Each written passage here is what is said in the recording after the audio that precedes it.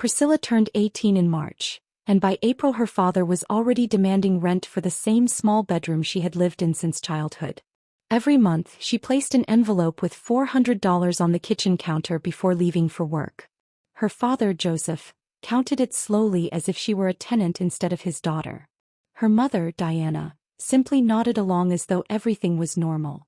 Priscilla balanced school with a part-time job at an auto shop and still graduated with strong grades.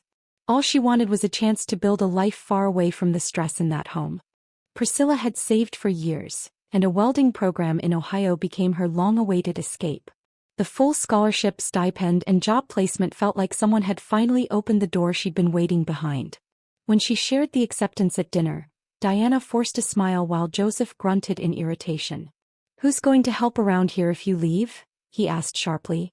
Priscilla reminded them that the program would begin in August, giving them months to adjust. Still, she could already feel their resistance growing heavier around her. Everything worsened when her older sister, Dorcas, moved back home after a messy divorce. Dorcas didn't help with chores, didn't buy groceries, and didn't contribute even a single dollar toward the household. Instead, she treated Priscilla like a live-in babysitter for her 3-year-old son, Noah. "You're not busy," Dorcas would say whenever Priscilla reminded her she had work. Joseph and Diana defended Dorcas constantly, repeating the same tired phrase, "Family supports each other."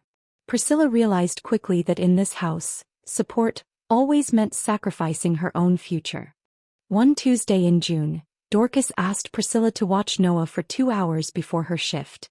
She promised to return by 3:30, but she didn't show up until nearly 7:30, walking in with shopping bags and casual excuses. Priscilla told her she had nearly cost her the job she needed to survive. Dorcas rolled her eyes and accused her of exaggerating. Joseph and Diana repeated their usual defense, "Your sister is going through a lot." Priscilla felt the weight of the house tightening around her, pushing her closer to her escape plan. By early July, Priscilla quietly prepared for her move to Ohio, signing papers and packing essentials without drawing attention. One evening she walked into the living room and found Joseph, Diana, and Dorcas waiting for her like they had planned an ambush. "We need to talk about this Ohio thing," Joseph said sternly.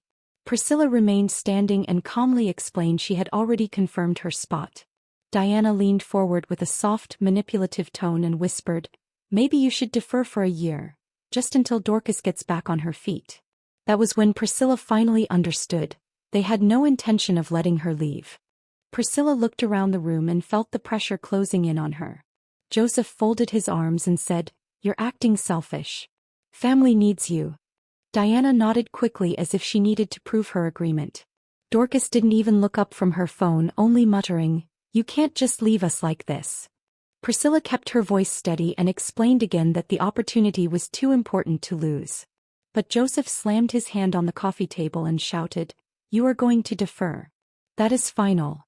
Priscilla stepped back toward the hallway, refusing to let his anger swallow her. "I'm going," she said calmly. Joseph stood up as if preparing for a fight, but Priscilla walked straight to her room and locked the door. She could hear them all talking outside, whispering like she was a problem they needed to control. She texted her friend Daniel, "Things are getting bad. If I don't respond tomorrow, call someone." Daniel replied instantly, telling her to share her location and promising he wouldn't ignore any warning signs. 2 days later, Joseph knocked softly on Priscilla's door. His voice carried a strange warmth she hadn't heard in years. "Can we talk outside? Just the two of us," he said gently. Priscilla hesitated but grabbed her phone and followed him, hoping he might finally be reasonable. They got into his truck and the sky above them was already heavy with dark clouds. As the engine started, Priscilla's instincts whispered that something wasn't right. Joseph drove for 20 minutes, leaving town and heading toward open farmland. Priscilla asked where they were going, but Joseph only said, "Just driving." The rain began slowly, then suddenly poured hard against the windshield. Priscilla checked her phone. 1 bar of signal, then none. When she asked him to turn around, Joseph gripped the steering wheel and said, "Not until you understand what you're throwing away." Fear slowly crept into her chest as he turned down a deserted gravel road. Joseph stopped near an old grain elevator, the truck shaking under the storm. Before Priscilla could react, he reached across the seat and grabbed her by the collar of her jacket. She tried pulling away, but he was stronger and filled with anger. He slammed her against the door, making her gasp as pain shot through her ribs. He snatched her phone from her pocket, saw the low battery, and tossed it into the ditch outside. Then he shoved her out of the truck, leaving her in the mud as the taillights disappeared into the rain. For several minutes, Priscilla couldn't move, shocked that her own father had left her alone in the storm. Rain soaked through her clothes instantly as she tried to gather her breath. She looked toward the ditch, hoping to find her phone, but the darkness and heavy rain made it impossible. With no signal, no wallet, and no way to call for help, she felt completely stranded. The nearest house was nowhere in sight, only long fields stretching into the night. Slowly, she pushed herself up and began walking along the gravel road. The storm grew worse and the wind almost pushed her off the road. Every step hurt, but staying still would leave her even more vulnerable. Cars passed occasionally, but none stopped, and their headlights blinded her before disappearing into the distance. She kept walking, focusing only on putting one foot in front of the other. After what felt like an hour, she saw the distant lights of a truck stop glowing through the heavy rain. Hope flickered inside her, giving her enough strength to keep going. Priscilla stumbled into the truck stop, dripping water and shivering from the cold. The clerk behind the counter stared in shock and immediately asked if she needed help. "Can I please use a phone?" she whispered. He handed her his cell without hesitation. Priscilla dialed Daniel's father, the number Daniel had told her to save, and he picked up on the third ring. His voice was calm and steady as he said, "Stay where you are. We're coming to get you." While she waited, the clerk brought her a warm drink and let her sit in a booth. About 40 minutes later, Daniel and his father rushed through the door, both looking deeply worried. Daniel's face changed when he saw her state, but he didn't overwhelm her with questions. Instead, he simply said, "We're taking you somewhere safe." His father added, "First the hospital, then the police station. We'll handle everything the right way." Priscilla nodded, grateful someone cared enough to protect her. At the hospital, the staff checked her injuries, documented everything carefully, and asked gentle questions about what had happened. The nurse explained the notes would be available if she needed them for legal purposes. Priscilla felt exhausted, but she knew this step mattered for her safety. Daniel stayed nearby, making sure she was never alone. After the hospital finished their report, they drove straight to the sheriff's station. There, Priscilla filed a detailed statement, telling them everything she remembered from that night. The deputy asked if she wanted to press charges, and Priscilla said yes without hesitation. He explained the case would be reviewed by the district attorney, and although results wouldn't come immediately, the documentation gave her a strong foundation. He also advised her not to return home alone under any circumstances. By the time Daniel and his father brought her to their house, it was nearly 3 in the morning. Daniel's mother greeted her with a hug and said she could stay as long as she needed. Priscilla slept for almost 12 hours, her mind finally allowed to rest. The next few days were filled with difficult emotions and necessary decisions. Priscilla knew she could never return home, but all her belongings were still there. Daniel's father explained a process called a civil standby, where deputies escort someone to safely retrieve their items. Priscilla agreed, wanting closure as soon as possible. 4 days after the incident, 2 deputies met them at her parents' house early in the morning. Her heart pounded as she walked up the driveway, knowing this would be the last time she stepped inside. Diana opened the door with a rehearsed expression of concern, asking why the police were there. Priscilla calmly told her she was only there to collect her belongings. One deputy instructed Diana to step aside, reminding her that Priscilla had every legal right to enter. Inside, Diana followed her, talking non-stop about misunderstandings and family disagreements. Priscilla ignored the comments and focused on packing her essentials with the 15 minutes the deputies allowed. She gathered important documents, clothes, her laptop, savings, and tools she had purchased with her own money. Halfway through packing, Dorcas appeared in the hallway, glaring with disbelief. When she learned Priscilla had filed a police report, she exploded, accusing her of ruining everything for the family. Priscilla didn't respond, and a deputy warned Dorcas to step back if she couldn't stay calm. The tension in the house felt heavy, but Priscilla stayed focused. For the first time, she felt like she had control over her own life. When she finished, she placed her house key on the kitchen counter and walked out without looking back. Back at Daniel's house, Priscilla began rebuilding her life step by step. Daniel's parents refused to let her pay rent, insisting she needed time to recover and save. She opened a new bank account, far away from anything Joseph could access. Daniel helped her get to and from work, since her car was still registered in Joseph's name. She gave her notice at the auto shop, planning her last day before moving to Ohio. Even with stress and uncertainty, she finally felt the path toward her future opening again. The harassment from Priscilla's family began almost immediately once they realized she wasn't returning home. Diana sent long emotional messages claiming the family was falling apart because of her. When Priscilla blocked the number, Diana started texting from new phones, repeating the same guilt-filled speeches. Dorcas posted vague online comments, hinting that Priscilla had betrayed her family. Priscilla saved every message, knowing documentation mattered for her safety. Daniel reminded her daily, "You don't owe them your peace," and his support kept her steady. Joseph never contacted her directly, and she later learned his lawyer had advised him to stay silent while the investigation was active. The district attorney's review took weeks, which felt like months to Priscilla. The detective assigned to her case interviewed her twice, making sure every detail was consistent. He explained that family-based assault cases were difficult, but the evidence she had provided made her story strong. The medical documentation, her injuries, and the immediate report all helped. Eventually, the DA offered Joseph a plea deal. Joseph accepted a misdemeanor assault charge, mandatory anger management classes, and 2 years of probation. It wasn't the justice Priscilla had hoped for, but it was something that would follow him permanently. She felt a mix of relief and disappointment when she received the notice. Even without jail time, Joseph had lost something more important to him: his reputation and the image he spent years protecting. Diana tried calling again after the deal, but Priscilla didn't answer. She was already focused on the next chapter of her life. Moving to Ohio felt like a new beginning. The welding program was intense, but Priscilla adapted quickly because she had spent years juggling school and work. Mornings were filled with classroom lessons on safety, blueprint reading, and welding theory. Afternoons were hands-on, learning different welding positions and techniques. Evenings were for studying and preparing for certification exams. Though exhausted, Priscilla felt proud every time she mastered a new skill. Her roommate, Clara, was a quiet girl from Indiana who loved early mornings and black coffee. They didn't talk much, but they respected each other's space, which kept things peaceful. Priscilla lived cheaply. Rice, beans, noodles, and discounted groceries became her routine meals. She bought a used car from another student, one that rattled loudly but worked fine. She found a part-time job at a hardware store and saved every possible dollar. It was the first time she felt like her future was actually in her own hands. 6 months into the program, Priscilla started her paid internship at a fabrication shop.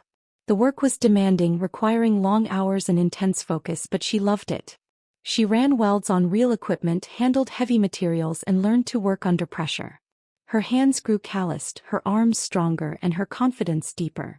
One afternoon during a practical exam, she performed a vertical weld so clean the instructor paused. He nodded and said, "That's excellent work," a sentence that meant more to her than anything Joseph had ever said.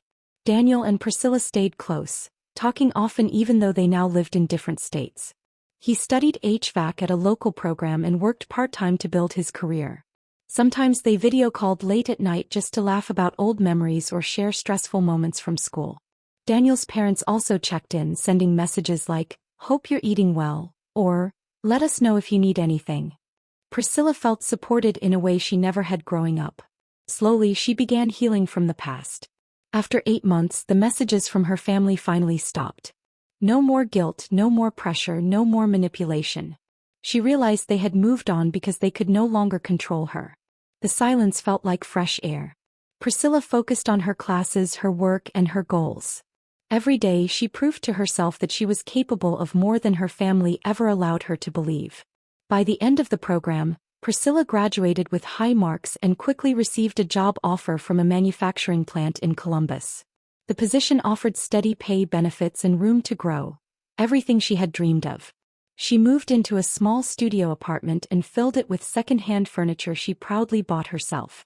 Her first night there, she sat on the mattress and whispered, "I made it." It wasn't fancy, but it was hers. And nothing in her old life could reach her here. Priscilla continued working hard, saving money and building her life piece by piece.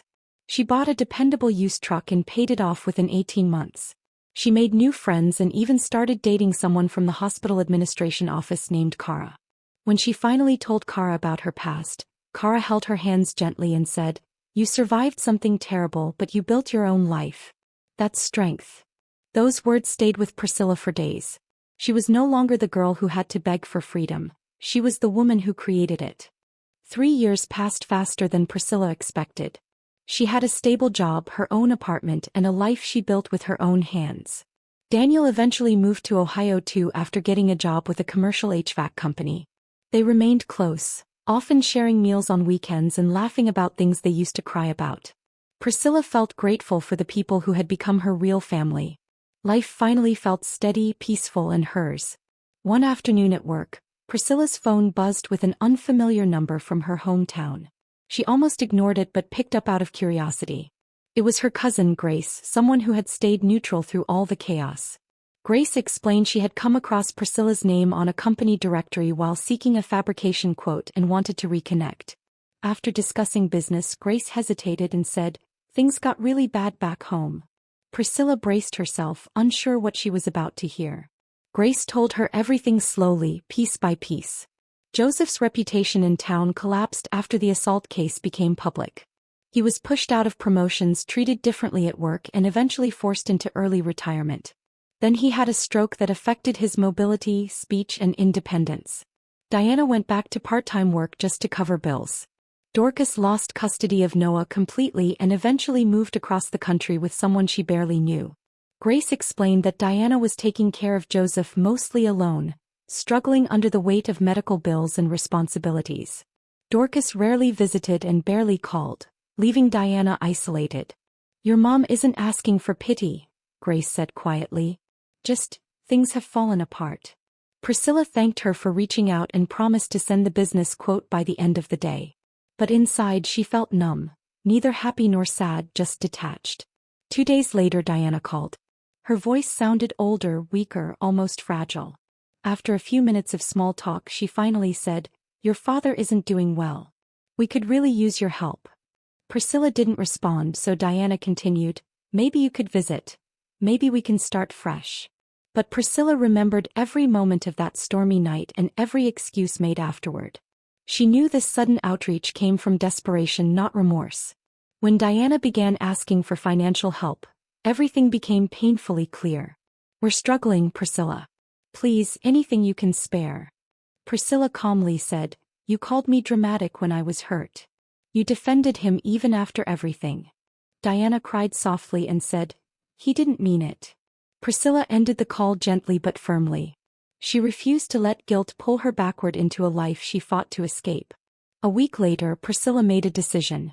She told Daniel she needed to go back home one last time, not for them but for herself. Daniel insisted on driving her and she agreed. They made the 3-hour trip on a quiet morning, arriving in front of the old house that now looked worn and neglected. Priscilla took a deep breath before knocking. Diana answered, eyes filled with disbelief and hope. Priscilla ignored the emotional greetings and asked to see Joseph. Diana led her to the back bedroom, which now resembled a small hospital room. Joseph lay propped up on pillows, thinner and weaker than she remembered. When he saw her, his eyes widened and he tried to speak. She stepped closer but kept her distance. She said calmly, "Don't strain yourself. I won't be long." Joseph tried to apologize but the words came out broken and slow. Priscilla cut him off gently. "I'm not here for apologies. I'm here because I need to close this chapter." She continued, "You treated me like I owed you my life but you gave me nothing. Now you don't get access to the woman I became without you." Priscilla walked out of the room, past Diana's tears, past the memories that no longer held power over her. She stepped outside into the sunlight, feeling lighter with every step. Daniel opened the truck door for her and asked softly, "You okay?" Priscilla nodded and replied, "For the first time I think I am." As they drove away she didn't look back. Her story wasn't about what she escaped. It was about everything she built afterward.